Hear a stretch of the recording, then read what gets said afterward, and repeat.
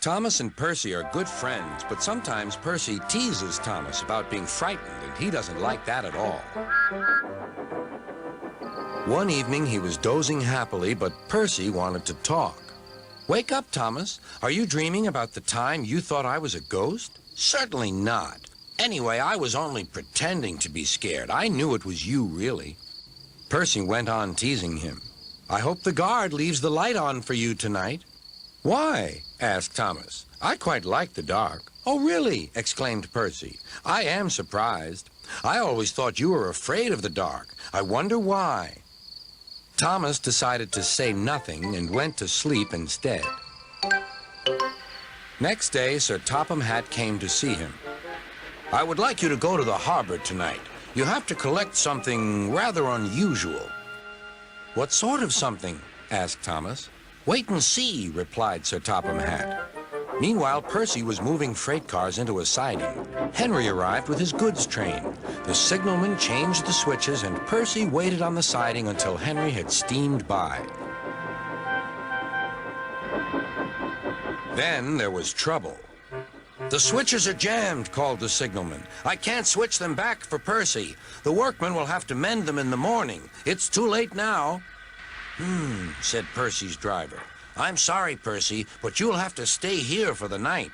"Where are you going?" asked Percy. "Home for tea," replied the fireman. Percy was speechless. He watched as the other engines went home to the shed. Nighttime came, and Percy began to feel very lonely. "Oh, dear," he murmured. "It's very dark."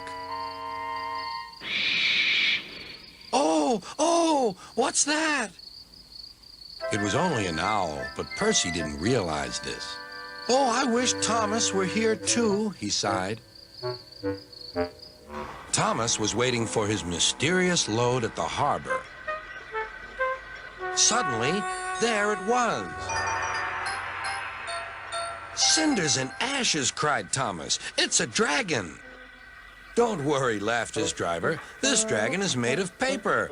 It's for the carnival tomorrow." Workmen lifted the dragon onto Thomas's low loader and put lights all round it for protection. Then Thomas set off into the misty night.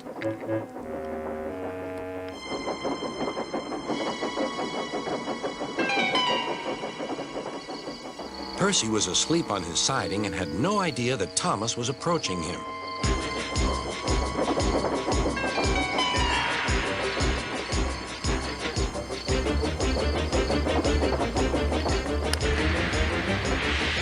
Percy woke up with a start.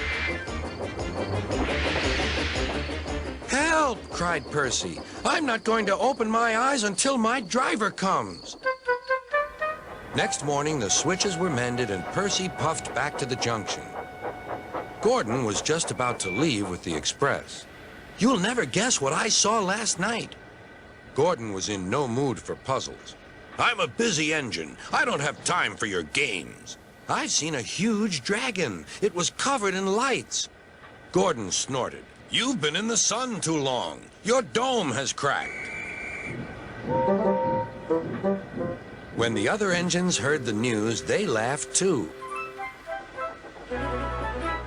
"Look out, Percy," chuckled James, "or the dragon may gobble you up." "No one believes me," huffed Percy. Maybe I did imagine the dragon after all. But Percy soon found out that he hadn't. "Help! Save me!" cried Percy. "It's all right," whistled Thomas, and he explained about the carnival. "By the way, how was your night out?" Percy decided to tell Thomas the truth. "Well, Percy," said Thomas, "maybe we do get scared sometimes, but if we're not afraid to tell each other, then that means we're quite brave, too."